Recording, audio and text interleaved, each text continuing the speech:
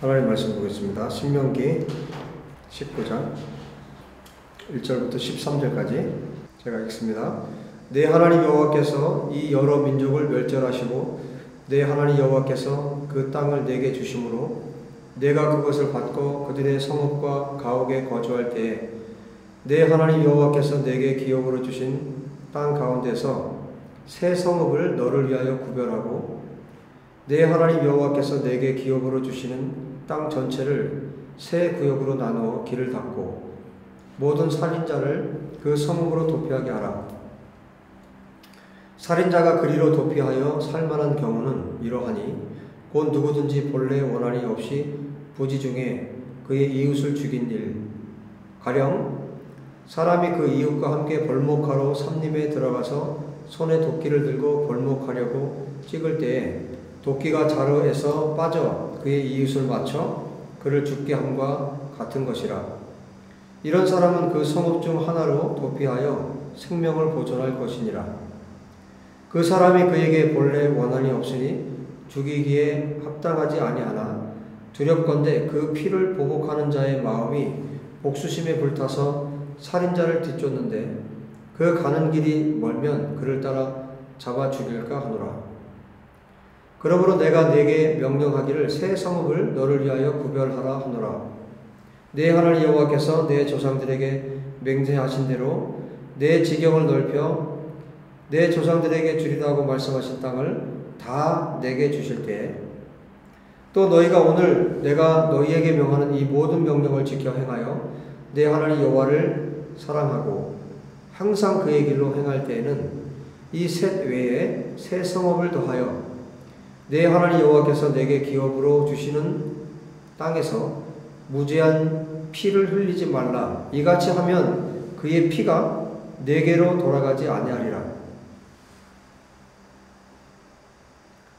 그러나 만일 어떤 사람이 그의 이웃을 미워하여 엎드려 그를 기다리다가 일어나 상처를 입혀 죽게 하고 이 한 성읍으로 도피하면 그 본 성읍 장로들이 사람을 보내어 그를 거기서 잡아다가 보복자의 손에 넘겨 죽이게 할 것이라. 내 눈이 그를 긍휼히 여기지 말고 무지한 피를 흘린 죄를 이스라엘에서 제하라. 그리하면 내게 복이 있으리라. 아멘. 지금 그동안 앞에서 왕 그리고 제사장, 선지자에 대한 말씀을 쭉 진행하다가 여기 이제 도피성에 대한 말씀을 해주세요.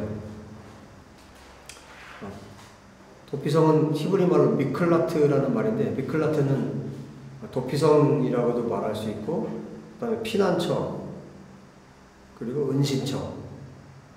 어떤 의미인지 아시겠죠? 미클라트라는 이 도피성에 대해서 말씀하고 있는데, 도피성은 여기 신명기 말고도 민수기 35장에 기록되어 있고, 그 다음에 실제로 가나안 땅에 들어갔을 때 새 성읍을 구별을 하게 되죠. 새 성읍을 구별하게 되는데 이 새 성읍이 어디에 나타나냐면 여호수아 20장에 나타나요. 그래서 이 도피성이 어떤 메시지를 담고 있는지 오늘 좀 같이 살피도록 하겠습니다. 자, 우선 민수기 35장에는 어떻게 기록하고 있는지 볼게요. 민수기 35장 6절에 너희가 레인에게 줄 성읍은 살인자들이 피하게 할 도피성으로 6성읍이요 그 외에 42성읍이라. 너희가 레인에게 모두 48성읍을 주고 그 초장도 함께 주되 그랬죠. 여기에 보면 6개의 성읍에 대해서 레인의 몫으로 준 것 중에 6개의 성읍은 도피성으로 지정을 합니다. 자, 그런데 이 6개의 성읍은 어떻게 둬야 되냐면 14절에 보시면 3개는 요단 이쪽, 요단 동편, 세 성읍은 가나안 땅, 요단 서편. 그래서 가나안 땅을 건너기 전에 3개의 성읍이 있고 그 다음에 가나안 땅을 넘어서 3개의 성읍이 있는 거예요. 그래서 총 6개의 성읍이 있습니다. 자, 이 도피성을 정하는 이유는 왜 이 도피성을 정했어요? 11절에 보면 조건은 딱 이거 하나예요. 부지 중에 자기가 고의로 살인한 게 아니라 죽이려고 작정을 하고 죽인 것이 아니라 자기도 모르게 사람을 살해한 경우에 그 사람들이 피할 수 있는 곳을 도피성이라고 한 거예요. 그러니까 오늘날에 뭐 마지막 때 어디 숨을 곳을 찾아서 어디 어느 나라로 가고 뭐 숨고 이거는 도피성하고는 전혀 맞지 않는 얘기예요. 도피성은 이 미클라트는 왜 있었냐? 살인자들, 자기가 죽이려고 한 것이 아닌데 부지 중에 자기가 알지 못하는 중에 우리 좀 전에도 봤죠? 예를 들었잖아요. 신명기에 예를 들어서 도끼질을 하다가 도끼가 빠져서 자기가 그렇게 하려고 한 게 아니에요. 도끼가 빠져서 사람이 죽은 경우, 이런 경우는 자기가 죽이려고 한 경우가 아니거든요. 이렇게 부지 중에 살인한 사람이 피할 수 있는 곳, 피난처가 바로 이 미클라트예요. 도피성. 그래서 이 도피성은 어떻게 됐냐면 12절에 보시면 이는 너희가 복수할 자에게서 도피하는 성을 삼아 살인자가 회중 앞에 서서 판결을 받기까지 죽지 않게 하기 위함이다. 그래서 판결을 받게 되면 이 사람이 고의로 했는지 아니면 부지 중에 했는지 판결이 날 거 아니에요? 판결할 때까지 이 사람을 보호해 주는 거예요. 이 사람이 보호를 받을 수 있는 것이 미클라트입니다. 그 다음에 15절에 보시면 어떤 사람들에게 이것이 해당되냐면 이 여섯 성읍은 이스라엘 자손, 그죠? 이스라엘 자손들 중에서 그렇게 한 경우. 그 다음에 타국인, 그러니까 외국인 가운데 그렇게 한 경우에 또 이스라엘 중에 거류하는 사람들. 그러니까 결국 뭐예요? 모든 사람들에게 해당되는 거예요. 모든 사람들이 부지 중에 살인을 했을 경우에 피할 수 있는 것, 숨을 수 있는 것, 그래서 판결이 나기까지 거할 수 있는 것, 그것이 바로 미클라트였어요. 자, 예를 듭니다. 16절. 만일 철 연장으로 사람을 쳐 죽이면, 철 연장으로 사람을 쳐서 죽이면 이것은 분명히 살인하려는 의도가 있는 거죠. 이런 사람 어떻게 하려? 반드시 죽이라. 17절. 만일 사람을 죽일 만한 돌을 손에 들고 사람을 쳐 죽이면 이 사람은 살인자라는 거예요. 사람을 죽일 만한 돌, 그 다음에 사람을 죽일 만한 나무 연장, 18절. 이런 사람들은 죽이라는 거예요. 지금 하나님의 율법이 그렇게 정해져 있어요. 그 다음에 20절. 19절에 보시면, 19절, 20절 보시면, 피를 보복하는 자는 그 살인한 자를 자신이 죽일 것이니, 그를 만나면 죽일 것이요. 만일 미워하는 까닭에 밀쳐 죽이거나, 기회를 엿보아 무엇을 던져 죽이거나, 악의를 가지고, 처음부터 이런 악한 마음을 가지고 손으로 쳐 죽이면 그 친자는 반드시 죽일 것이니, 이는 살인하였습니다. 피를 보복하는 자는 살인자를 만나면 죽일 것이니라. 피를 보복한 사람은 누구 계세요? 그 가족들 아니겠어요? 악의가 없이 우연히 사람을 밀치거나 기회를 엿봄이 없이 무엇을 던지거나 보지 못하고 사람을 죽일 만한 돌을 던져서 죽었을 때에는 이는 악의도 없고 헤아려 한 것도 아닌즉 회중이 친자와 피를 보복하는 자 간에 이 규례대로 판결하여. 그래서 이게 고의인지 아닌지에 대해서 판결이 너무 중요한 거예요.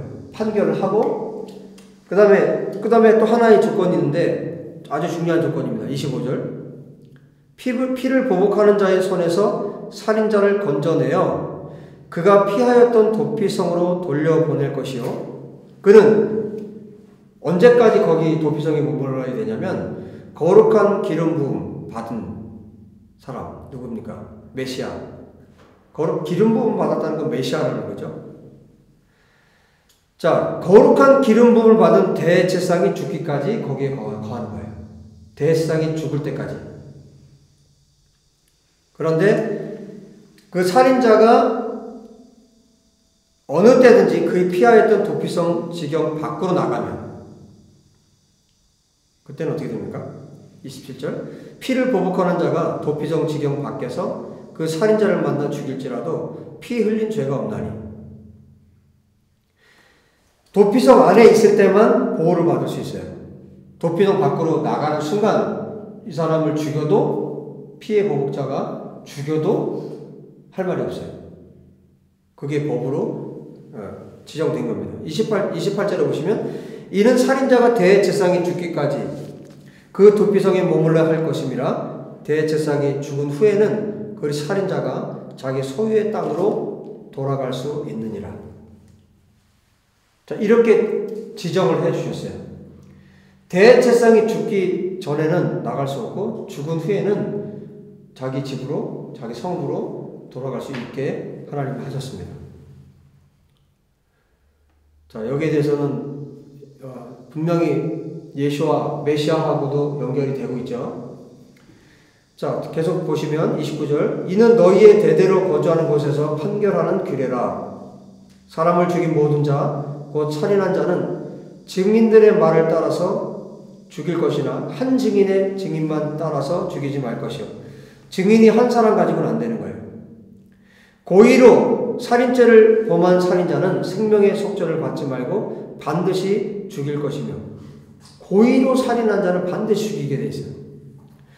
또 도피성에 피한 자는 대제사장이 죽기 전에는 속죄를 받고 그의 땅으로 돌아가 거주하게 하지 말 것이니라. 너희는 너희가 거주하는 땅을 더럽히지 말라. 지금 이 도피성을 하나님께서 만드신 이유에 대해서 말씀합니다. 왜요? 왜 미클라트를 만드셨냐면 여기 말씀합니다. 너희가 거주하는 땅을 더럽히지 말라. 왜? 피는 땅을 더럽히나니 피 흘림을 받은 땅은 그 피를 흘리게 한 자의 피가 아니면 속함을 받을 수 없느니라. 그 살인한 자를 죽이지 않는 한, 그 살인한 자를 죽이지 않는 한 속함을 받을 수가 없다는 거예요. 그래서 지금 도피성을 만든 이유는 부지 중에 자기가 알지 못하는 중에 살인죄를 범한 사람의 피를 보지 않도록. 하나님께서 이 미클라트를 도피성을 만드신 이유는 땅을 더럽히지 않기 위해서. 지금 이 말씀에 대해서 우리가 주의 깊게 생각을 해야 되고요. 또 34절에 아주 결정적인 말씀을 하십니다. 너희가 이스라엘이죠. 너희가 거주하는 땅, 이스라엘이 거주하는 땅. 곧 누가 거주하는 땅이요? 내가 거주하는 땅. 이스라엘이 거주하는 땅이 누가 거주한다고요? 하나님이 거주하신다는 거예요. 여러분, 우리가 거주하는 땅에 하나님이 거하시길 바랍니다. 아멘. 이스라엘이 거주하는 땅에 하나님이 거하신다고 말씀하세요. 그렇기 때문에 그 땅을 더럽히지 말라는 거예요. 여러분, 우리가 하나님의 백성들이 거주하는 땅에 누가 계세요? 하나님이 계시기 때문에 우리가 죄를 범하지 않고 살아야 될 이유입니다. 우리가 거하는 땅에 하나님이 함께 하시기 때문에. 그리고 하나님이 함께 하시는 땅이 되려면 우리가 범죄하지 않아야 됩니다. 거룩한 땅이 되어야 됩니다. 저는 이 34절이 너무 감격스러웠어요. 이스라엘이 거주하는 땅에 하나님이 거주하시는 땅이에요. 동일하게 취급을 하신다는 것이, 여러분, 우리가 거하는 땅이 하나님이 거하시는 땅이라는 것을 기억하십시오. 아멘. 이스라엘이 거주하는 땅이 하나님이 거주하시는 땅이에요. 그렇기 때문에 그 땅을 더럽히지 말라는 거예요. 거룩한 땅이 되게 하는 거예요. 모세에게 내 발에서 신을 벗으라 하셨어요. 왜? 거기 하나님이 거하시는 땅이기 때문에. 거룩한 땅이기 때문에. 너도 뭐 하라는 거예요? 거룩하라는 거예요. 이스라엘이 거주하는 땅이기 때문에 이 땅에 하나님이 거하시고 이스라엘이 거주하는 이 땅에 하나님이 거하시기 때문에 이 땅이 거룩한 땅이 되어야 되고, 거룩한 땅이 되기 위해서는 이스라엘이 피를 흘리지 말아야 된다는 거예요. 무죄한 죄가 없는 자의 피를 흘려서는 안 된다는 것이죠. 자, 이렇게 민수기에서 이렇게 말씀하셨는데 이 말씀을 또 어디에서? 이제 가나안 땅에 들어가기 직전에 이스라엘 백성들에게 이 신명기에서 또 말씀하고 계신 거예요. 신명기를 다시 한번 보겠습니다.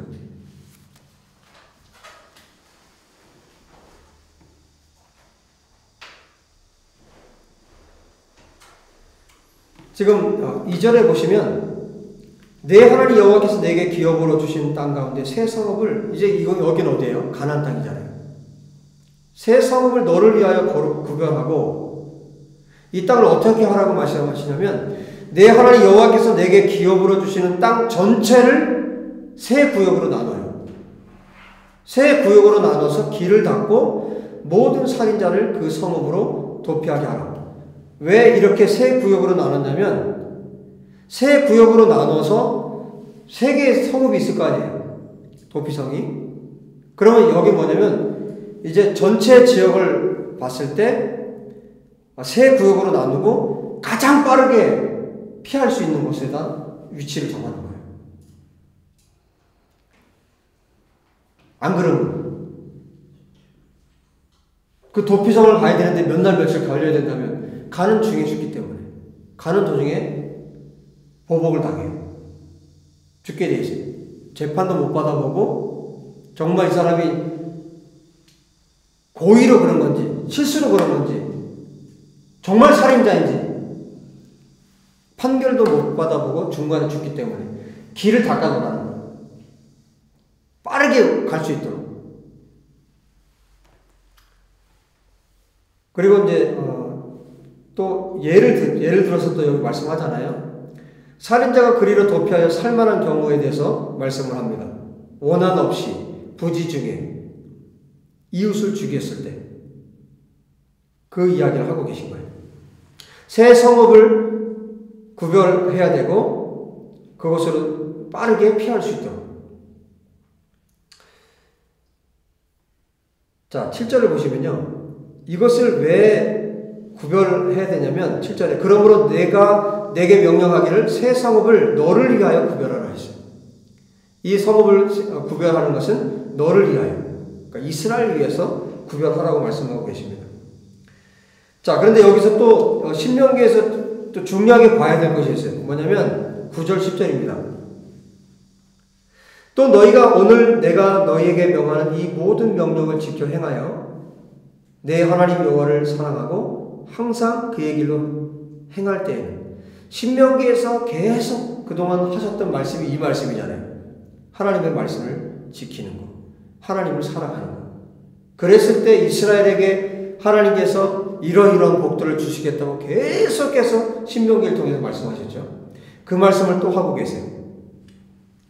그랬을 때 너희들이 하나님의 모든 명령을 지키고 하나님을 사랑해서 그 길로 걸어갔을 때 또 뭘 하라고 하세요? 이 셋 외에 새 성읍을 더 하라고 말씀하십니다.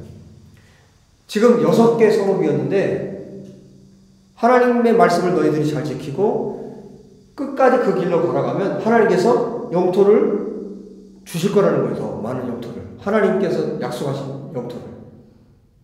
그랬을 때 어떻게 하는 거예요? 3개의 성읍을 더 하라는 겁니다. 그런데 성경에는 그 다음 이 새 성읍이 나오질 않아요. 성경에는 없습니다. 결국 뭐예요? 이스라엘이 끝까지 순종하지 않은 거죠. 6개 성읍은 있는데 3개의 성읍은 나타나지 않아요. 그래서 신명기 4장에 요단 동편의 새 성읍, 그리고 여호수아 20장에 가나안 땅에 들어갔을 때 새 성읍에 대해서 지명이 다 있어요. 지명이 다 나오는데 어디? 그 이후로는 없어요. 이스라엘 백성들이 끝까지 순종하지 않은 것이죠. 그런데 분명히 이루어질 거라고 저는 믿습니다. 아멘. 그 언젠가 오늘 그 언젠가 언제인지 한번 살펴보도록 하겠습니다. 자, 10절을 보시면요. 10절에 아주 중요한 말씀을 또 하고 있는데, 내 하나님 여호와께서 내게 기업으로 주시는 땅에서 무죄한 피를 흘리지 말라. 이같이 하면, 그러니까 무죄한 죄가 없는 사람의 피를 흘리면 어떻게 된다고요? 그의 피가 내게로 돌아가지 아니하리라. 무죄한 자의 피를 흘리면 그럼 어떻게 되는 거예요? 그 피가 너희에게로 돌아가는 거예요. 무죄한 자의 피를 흘리지 말라. 그러면 그 피가 너희에게로 돌아가지 않을 거고, 무죄한 자의 피를 흘리면 그 피가 너희에게로 돌아간다는 거예요. 하나님의 심판이 있을 거라는 얘기죠. 근데 이 말씀이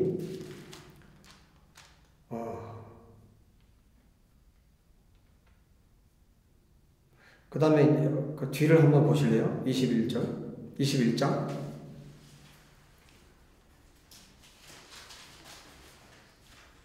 21장에 보면 연결되는 말씀들인데요.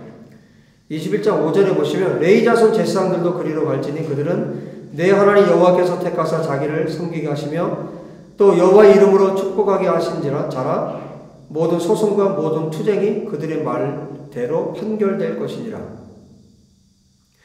그 피살된 곳에서 제일 가까운 성읍의 모든 장로들은 그 골짜기에서 목을 꺾은 암송아지 위에 손을 씻으며 말하기를 우리의 손이 이 피를 흘리지 아니하였고 우리의 눈이 이것을 보지도 못하였나이다. 여호와여 주께서 속량하신 주의 백성 이스라엘을 사하시고 무죄한 피를 주의 백성 이스라엘 중에 머물러 두지 마옵소서 하면 그 피 흘린 죄가 사함을 받으리라.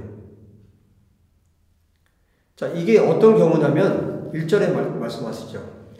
내 하나님 여호와께서 내게 주어 차지하게 하신 땅에서 피살된 시체가 들에 엎드러진 것을 발견하고 그 쳐 죽인 자가 누구인지 알지 못하거든. 사람이 죽었는데 어떻게 죽었는지 몰라. 그런 경우에는 어떻게 하라고요? 우리의 이 피를 흘리지 아니야. 우리 손이 흘리지 아니했고 우리는 이것을 보지 못했습니다. 하고 하나님께 속죄를 하면 하나님께서 어떻게 하신다는 거예요? 그 피 흘린 죄를 용서하신다는 거예요. 자, 이런 경우는 어떤 경우였냐면 누가 죽인지 몰랐을 경우예요. 그 다음에 도피성인 경우에는 어떤 경우였어요? 부지중에 자기가 알지 못한 중에 살인했을 경우에 피할 수 있도록 이렇게 사람이 살해 당했을 때 어떻게 해야 되는지에 대해서 말씀을 하고 있는데요.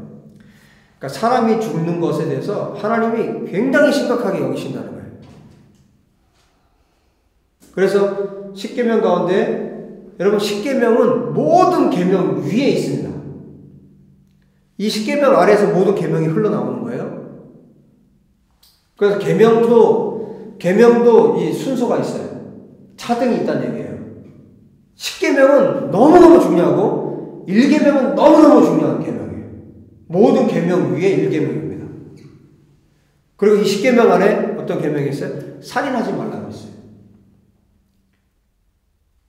그래서 살인하지 말라고 하셨는데 이것에 대해서 율법에 쭉 규정을 해놓으신 거죠. 그럼 부지중에 살인한 자는 어떻게 해야 되느냐? 그래서 하나님께서 도피성을 만드신 거고 전혀 누가 죽였는지 알지 못하는 시체에 대해서 어떻게 처리해야 되냐? 그것에 대해서 21장에 지금 말씀해 주고 계신 거고. 그런데 왜 이 율법들이 왜 중요하냐면요. 이 내용들이 예수님 시대에 예수님이 십자가에 죽으실 때 재판하는 과정에서 이 말씀들이 언급이 돼요. 빌라도와 유대인들 사이에서 한번 보실래요? 어디를 보시냐면 마태복음 27장을 한번 보겠습니다. 이해를 좀 돕기 위해서 11절부터 보겠습니다. 27장 마태복음 27장 11절에 예수께서 총독 앞에 섰음에 총독이 물어 이르되 내가 유대인의 왕이냐? 예수께서 대답하시되 내 말이 옳도다. 대제사장들과 장로들에게 고발을 당하되 아무 대답도 아니하시는지라. 이에 빌라도가 이르되 그들이 너를 쳐서 얼마나 많은 것으로 증언하는지 듣지 못하였느냐?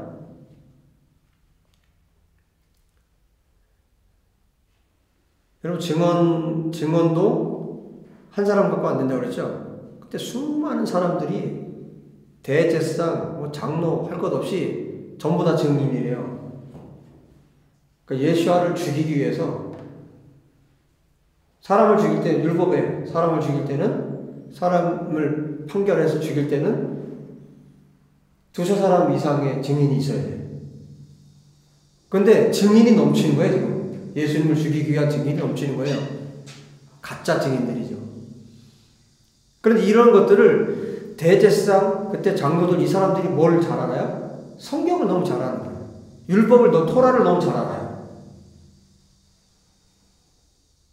놀라운 거는 토라대로 하고 있다는 거예요.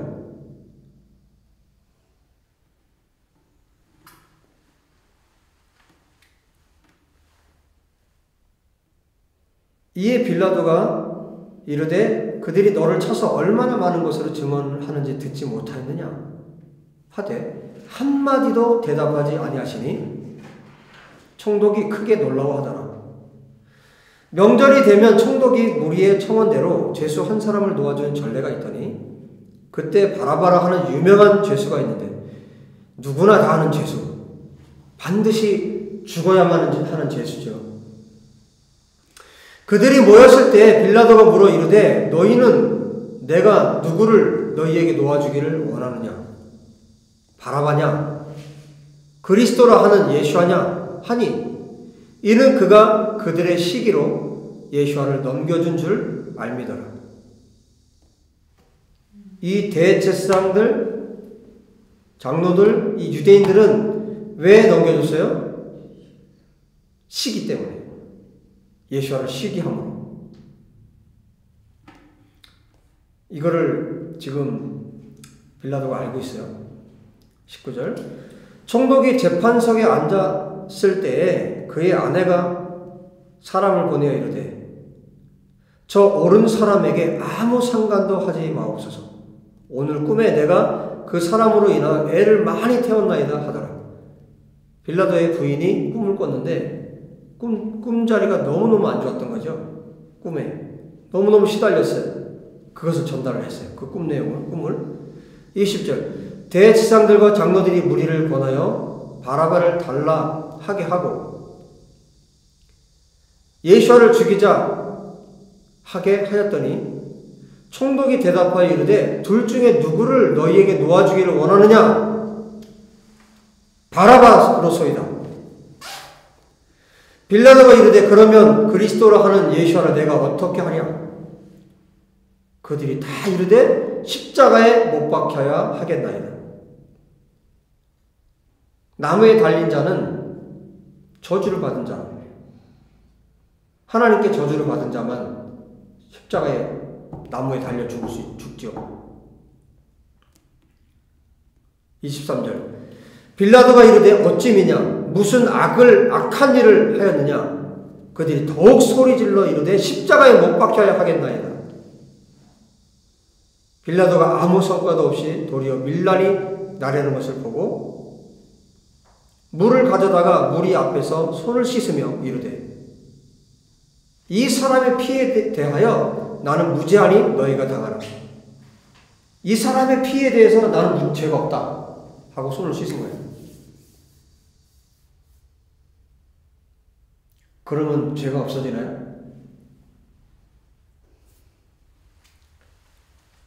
이 사람의 피에 대하여 나는 무죄한 죄가 없으니 너희가 당하라. 이랬더니 백성이, 이 백성도 다 누구예요? 다 유대인들 아니에요? 백성이 다 대답하여 이르되 그 피를 우리와 우리 자손에게 돌릴지어다.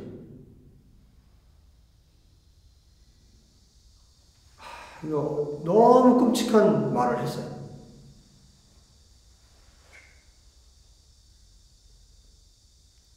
이에 바라바는 그들에게 놓아주고 예수와는 채찍질하고 십자가에 못 박히게 넘겨주니라. 이 사람의 피에 대하여 나는 무지하니 너희가 당하라. 백성들이 그 피를 우리와 우리 자손에게 돌릴지어다. 예수와의 죽음의 피를 우리와 우리 자손에게 돌릴지어다 했어요.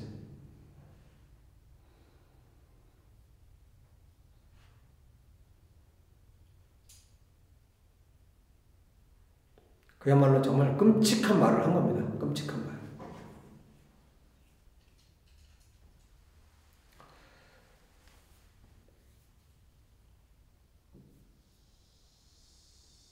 여러분, 이스라엘이 애굽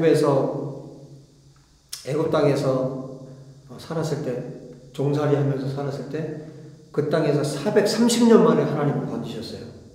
이스라엘을. 430년 만에. 출애굽을 시키셨어요.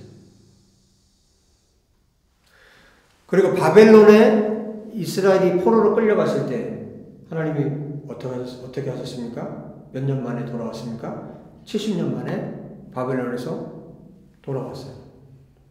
70년이 걸렸어요.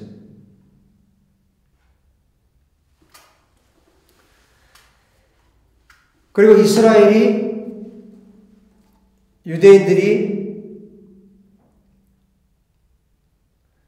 이스라엘 백성들이 하나님의 말씀을 어기고 하나님의 뜻대로 살지 않았을 때는 430년 혹은 70년.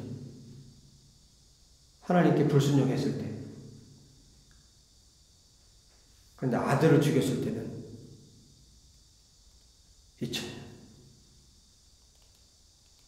그리고 이스라엘이 AD 70년에 전 세계로 흩어졌는데, 전 세계로 흩어져서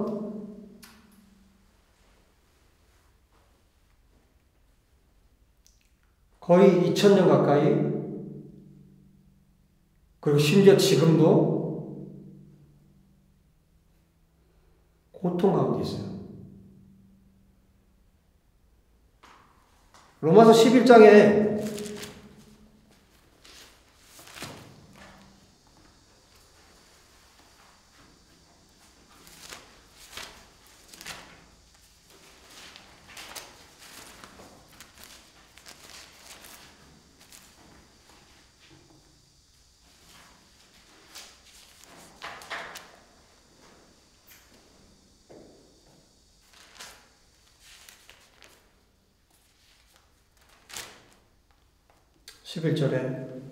그러므로 내가 말하노니 그들이 넘어지기까지 실족하였느냐? 그럴 수 없느니라. 이스라엘이 넘어지고 이스라엘이 꺾였어요.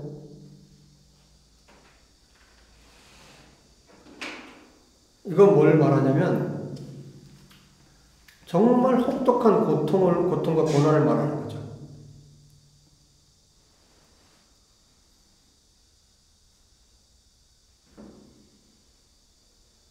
애굽에서 430년 동안 종살이를 하고 바벨론에서 70년을 종살이하고 이것하고는 비교가 안 될 만큼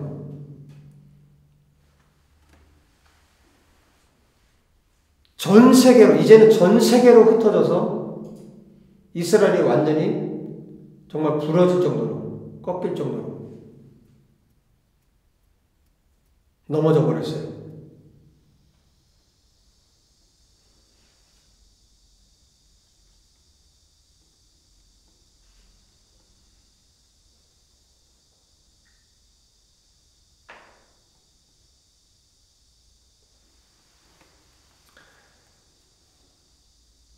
아들을 죽인 아들의 피를 우리에게, 예수와의 피를 우리에게, 그리고 우리의 후손들에게 돌리소서. 그 끔찍한 그들의 외침이 이스라엘을 온 열방으로 흩어보냈고 그들이 꺾여지게 만들었어요. 말도 못하는 고난, 말도 못하는 고통을 이스라엘 유대인들이 받게 됩니다. 지금도 받고 있고요.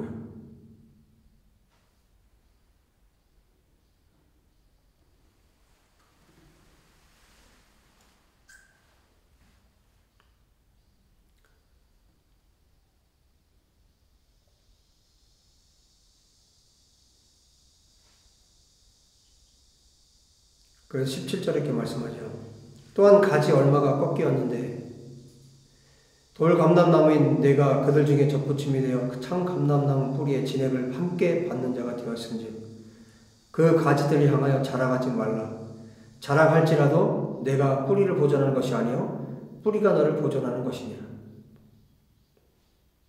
그러면 내 말이 가지들이 꺾인 것은 나로 접붙임을 받게 하려 함이라 하리니 옳도다.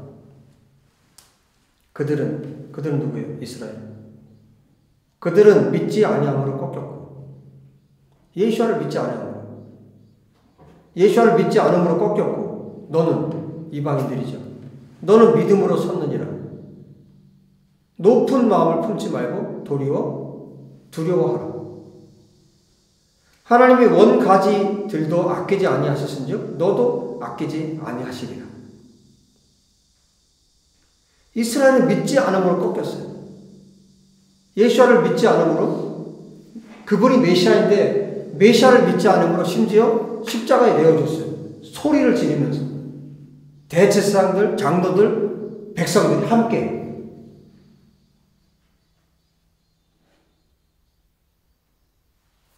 그리고 예수를 살인한 거예요. 예수를 죽인 거예요.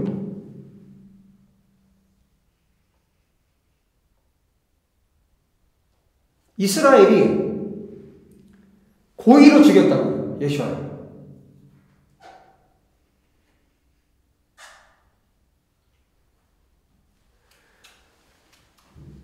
도피성은 누구를 위한 거라고요? 고의로 죽인 자하고는 상관이 없는 것이 도피성이에요. 고의로 죽인 자는 어떻게 하라고 했어요? 죽이라고 했어요. 고의로 살해한 자는 무조건 죽이라고 했어요. 이에는 이, 눈에는 눈.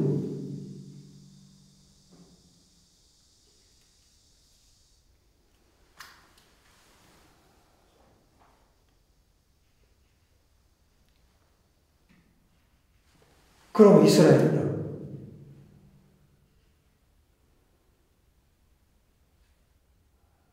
이스라엘은 그럼 어떻게 해야 될까요? 그러면 이방인들은 예수님을 안 죽였습니까?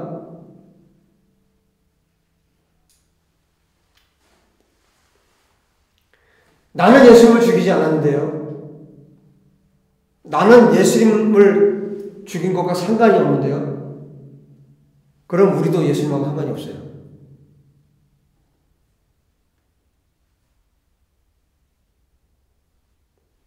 유대인의 왕으로 오신 예수님을 유대인들이 죽였습니다. 그것도 고의로. 바라바를 놓아주고 예수를 십자가에 못 박아 죽였습니다.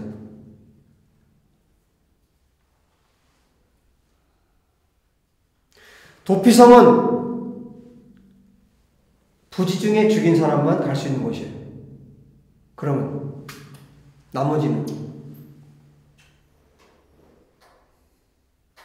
이스라엘의 유대인들이 예수님을 건축자들이 버린 돈.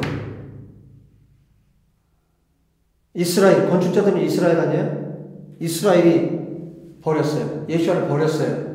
자기들의 왕인 예수를 버렸어요.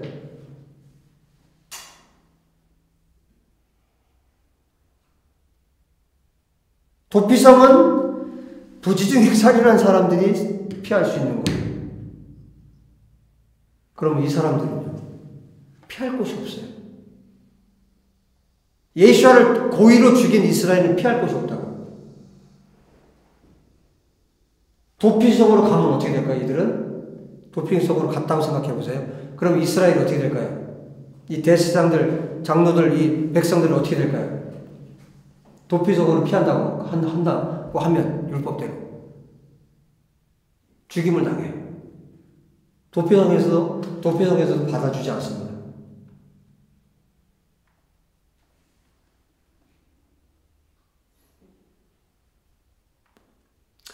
이스라엘이 피할 곳은 그들의 메시아 예수와밖에 없는 거예요. 예수와가 이스라엘의 유일한 피난처인 거예요.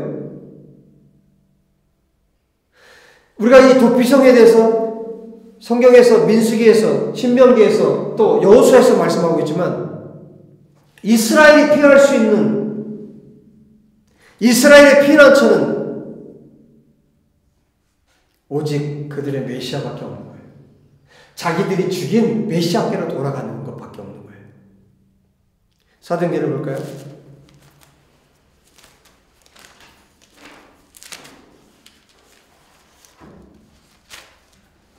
이 장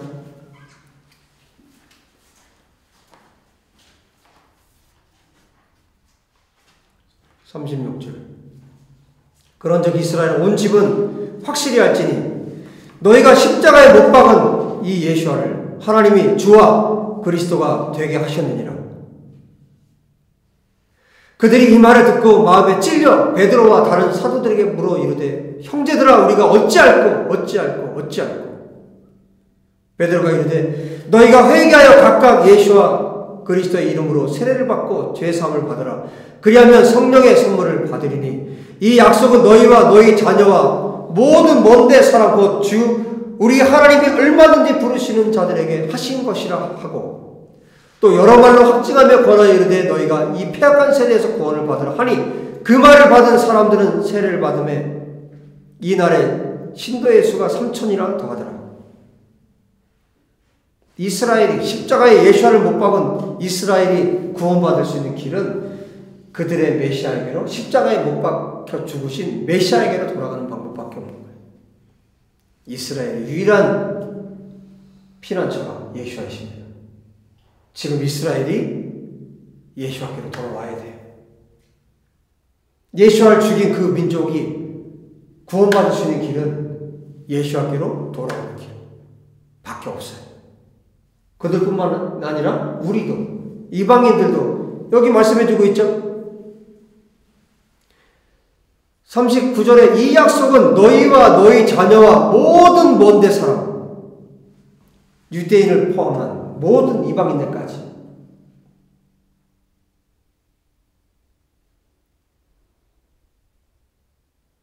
여러분 도피성이 있다고 거기에 살 길이 있는 것이 아니에요. 도피성을 찾아서 헤맨다고 거기에 살 길이 있는 것이 아니에요. 이스라엘은 그들의 메시아 예수와께 돌아가야 합니다. 그리고 우리는 예수와께로 돌아가야 합니다. 그분이 우리의 피난처이십니다. 그분이 참된 산성이시오 다윗의 고백처럼 피할 바위요 요새이시오. 그분만이 우리가 피할 수 있는 유일한 길입니다. 다윗도 사람을 죽이는 일을 했어요. 심지어 지금 로마서를 쓰고 있는 사도 바울도 스데반 집사님을 죽인 것과 다름없어요. 그가 허락을 한 거니까.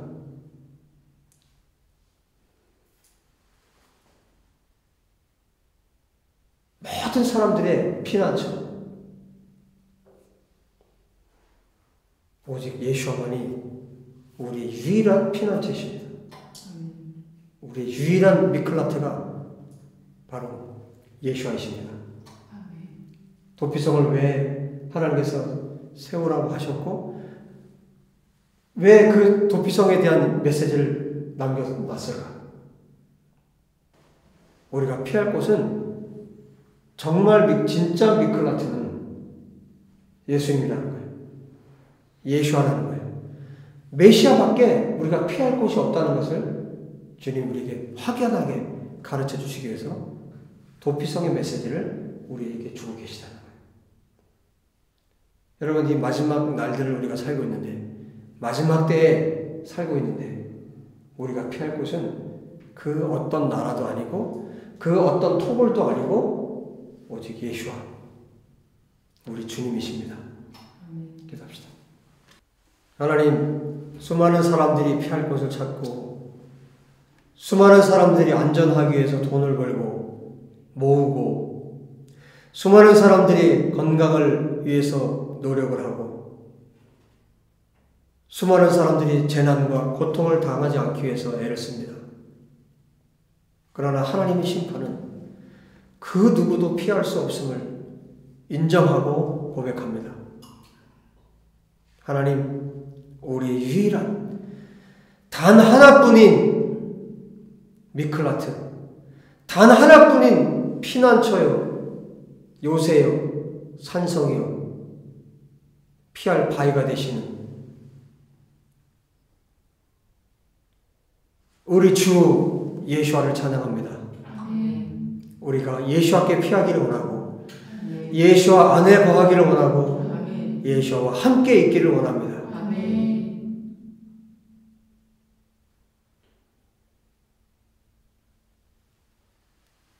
하나님, 우리 성도님들 한 사람 한 사람이 예수 안으로 완전하게 더 깊이 들어가게 도와주시고 그 날개 아래 거할 수 있도록 축복하여 주옵소서. 이 말씀을 듣고 있는 모든 영혼들에게 동일한 은혜를 베풀어 주옵소서. 우리 주 예수와 이름으로 기도합니다. 아멘.